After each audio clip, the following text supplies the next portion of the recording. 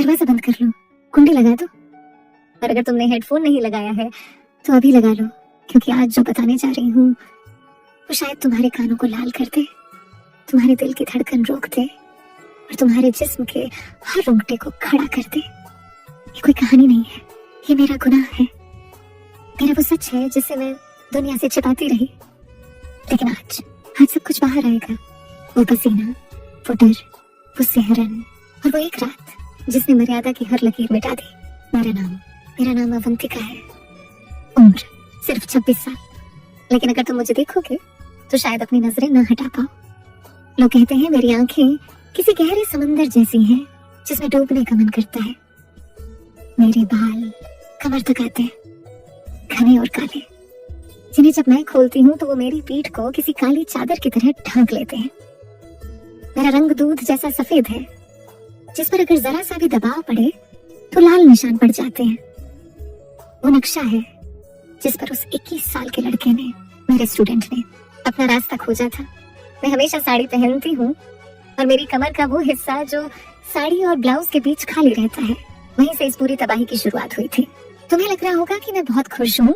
नहीं, मैं एक जिंदा लाश थी। मेरी शादी को 3 साल हो चुके थे। मेरे पति विक्रम शहर के सबसे बड़े बिजनेसमैन, 43 साल के, रसूखदार, मगर बिस्तर पर बिल्कुल ठंडे। उनके लिए मैं पत्नी नहीं, घर की सजावट थी। वो मुझे छूते भी थे तो ऐसा लगता था जैसे कोई फाइल चेक कर रहे हो। न प्यार, न जज्बात, न वो गर्मी जो एक औरत को पिघला दे। मैं प्यासी थी, सम्मान की भी और उस एहसास की भी जो रगों में आग लगाते।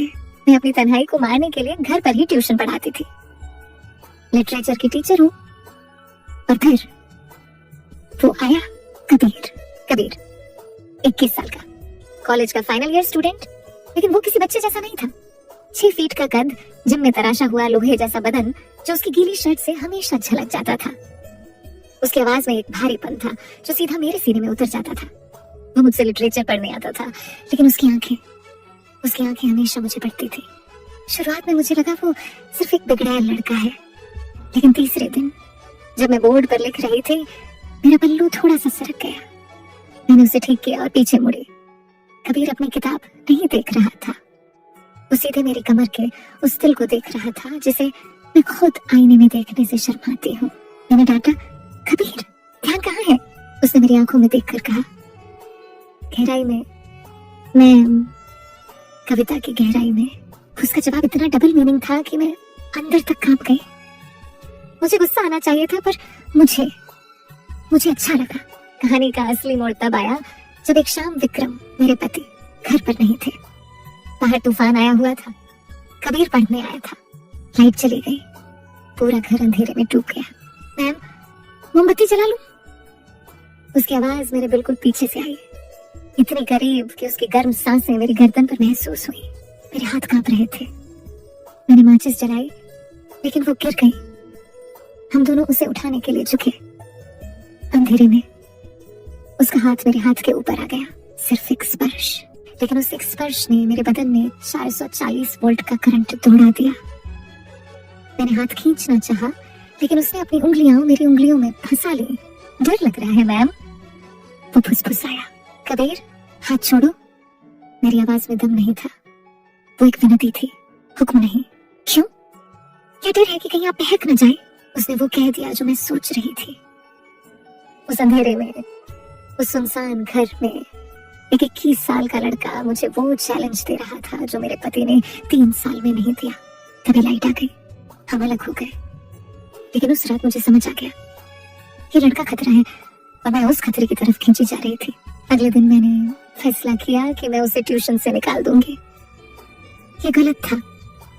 मैं एक टीचर हूँ, एक शादीशुदा औरत हूँ। जब कबीर आया तो मैंने सख्त लहजे में कहा, कबीर कल से मत आना। वो मुस्कुराया। उसने अपना बैग खोला और एक डायरी निकाली। ठीक है मैम, लेकिन जाने से पहले ये डायरी पढ़ लीजिए। ये विक्रम सर की है। मेरे पैरों तले जमीन खिसक गई। विक्रम की डायरी इसके पास। मैंने डायरी खोली, उसमें विक्रम की राइटिंग थी और जो लिखा था उसे पढ़कर मेरी रूह कांप गई। विक्रम का एक अफेयर था, और वो भी मेरी अपनी सगी छोटी बहन। रिया के साथ। मेरे हाथ से डायरी छूट गई। मेरी आंखों से आंसू नहीं, आग निकल रही थी। जिस पति के लिए मैं अपनी जवानी, अपनी इच्छाएं मार रही थी, वो मेरी बहन के साथ। कबीर मेरे पास आया, उसने मेरे कंधे पर हाथ रखा। इस बार मैंने हाथ नहीं हटाया। मुझे पता था मैम, इसलिए मैं यहाँ आया था आपको सच बताने। मैं आपको टूटते हुए नहीं देख सकता। मैं रो पड़ी। मैं उस अनजान लड़के के सीने से लगकर फूट फूट कर रोई। उसकी शर्ट मेरे आंसुओं से गीली हो गई। उसने मुझे बाहों में भर लिया। उसकी पकड़ मजबूत थी, सुरक्षित थी। उस पल टीचर और स्टूडेंट का रिश्ता खत्म हो गया था। वहां सिर्फ एक टूटी हुई औरत और एक सहारा देने वाला मर्द था। उस दिन के बाद कबीर मेरे लिए सिर्फ स्टूडेंट नहीं रहा, वो मेरा हमदर्द बन गया। हम घंटों बातें करते, वो मेरी तारीफ करता। अवंतिका मैम, आप जानती भी नहीं कि आप कितनी खूबसूरत है। विक्रम अंधा है। एक दिन वो मेरे लिए एक लाल साड़ी लाया। इसे पहनिए ना मेरे लिए। मैंने मना नहीं किया। मैं बेडरूम में गई, वो लाल साड़ी पहनी। शीशे में खुद को देखा तो लगा कि वो पुरानी अवंतिका मर चुकी है, ये कोई नई औरत है। मैं बाहर आई। कबीर सोफे पर बैठा था। मुझे देखते ही वो खड़ा हो गया। उसकी आंखों में वो भूख थी जो मैंने कभी नहीं देखी थी। वो धीरे धीरे मेरे करीब आया। मैम, क्या मैं? उसने अपना हाथ मेरी कमर पर रखा। उसकी हथेलियां गर्म थी।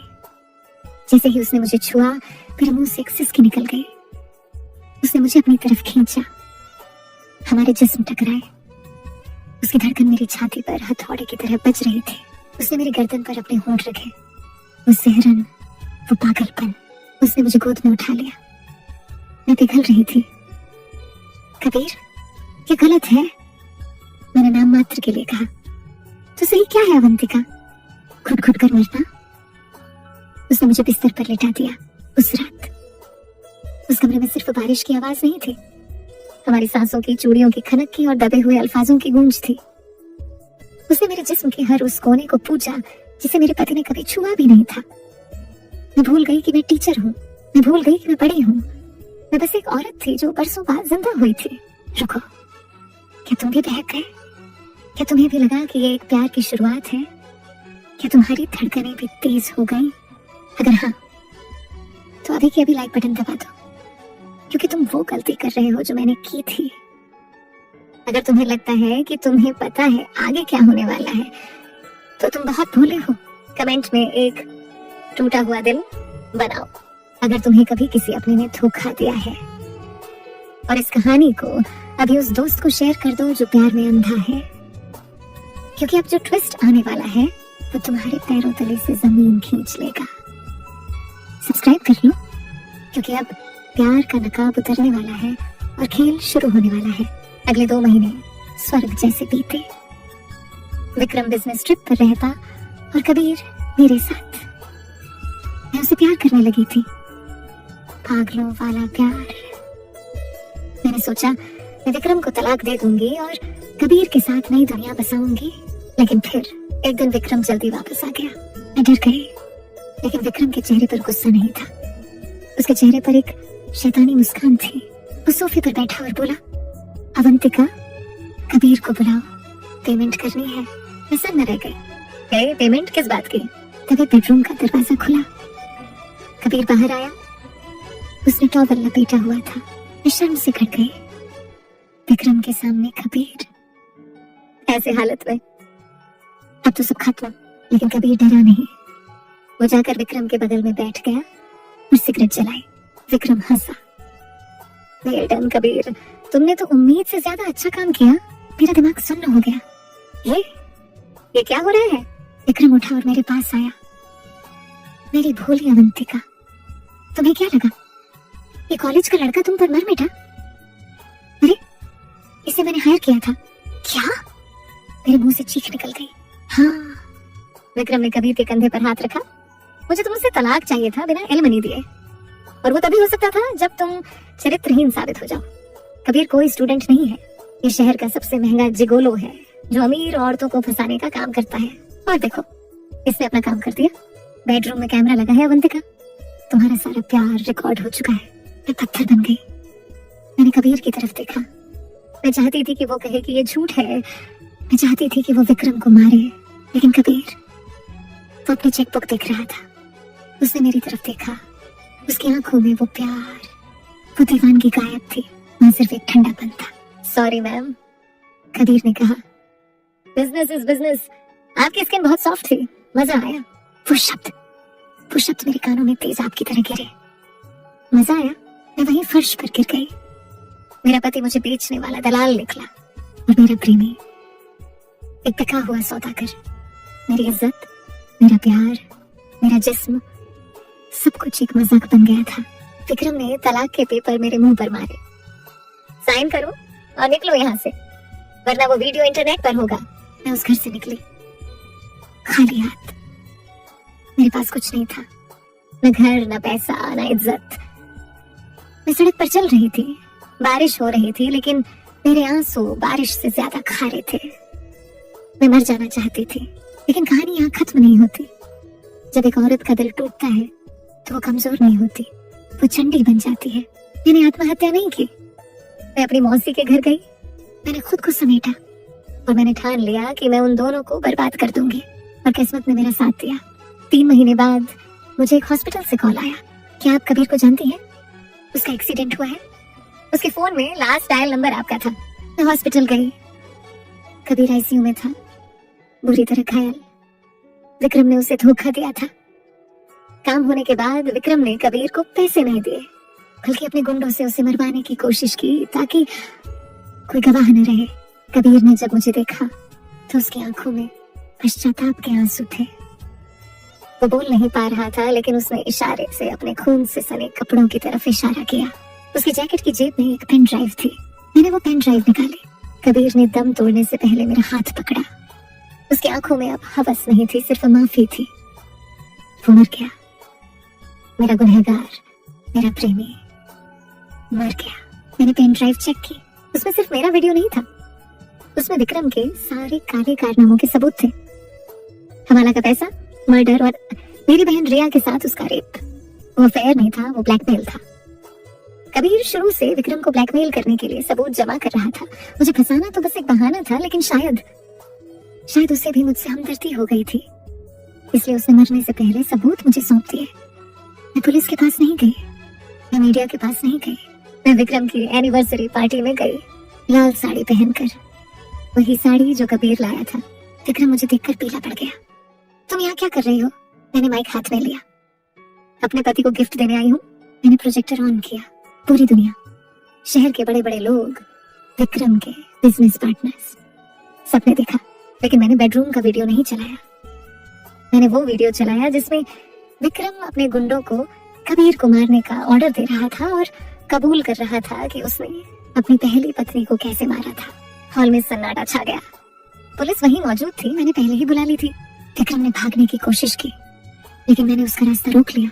मैंने उसके गाल पर एक जोरदार थप्पड़ मारा, इतना जोरदार कि उसकी गूंज पूरे हॉल में सुनाई दी। ये अवंतिका का थप्पड़ है, उस टीचर का जिसे तुमने अनपढ़ समझा था। विक्रम गिरफ्तार हो गया, उसकी दौलत जब्त हो गई और आज मैं अकेली हूँ। मैंने दोबारा शादी नहीं की, लेकिन मैं खातिश हूँ।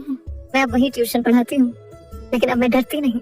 कबीर गलत था, लेकिन उसने मुझे मेरी ताकत का एहसास दिलाया। विक्रम शैतान था, लेकिन उसने मुझे लड़ना सिखाया। मेरे जिस्म पर जो निशान थे वो मिट गए, लेकिन दिल पर जो निशान हैं वो मुझे याद दिलाते रहते हैं कि भरोसा कांच जैसा होता है। एक बार टूट जाए तो जुड़ता नहीं, और अगर जुड़ भी जाए तो चेहरा पहले जैसा नहीं दिखता।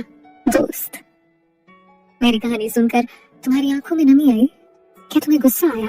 ये कहानी सिर्फ मेरी नहीं है, ये हर उस इंसान की है जिसे प्यार के नाम पर छल्ला गया है। याद रखना, कोई भी रिश्ता तुम्हारी आत्मसम्मान से बड़ा नहीं होता। अगर प्यार में तुम्हें खुद को खोना पड़े तो वो प्यार नहीं, सौदा है। औरत कमजोर नहीं होती, बस वो प्यार में अंधी होकर अपनी ताकत भूल जाती है। अगर इस कहानी ने तुम्हारे दिल को छू लिया है तो अभी सब्सक्राइब कर लाल बटन दबा दो, क्योंकि अगली कहानी और भी गहरी होगी। और हाँ, इस वीडियो को शेयर जरूर करना। क्या पता तुम्हारी शेयर की हुई ये कहानी किसी और अवंतिका को बर्बाद होने से बचा ले। कमेंट में लिखो रिस्पेक्ट। अगर तुम मानते हो कि औरत खिलौना नहीं है, मैं फिर मिलूंगी एक और राज के साथ। तब तक अपने दिल का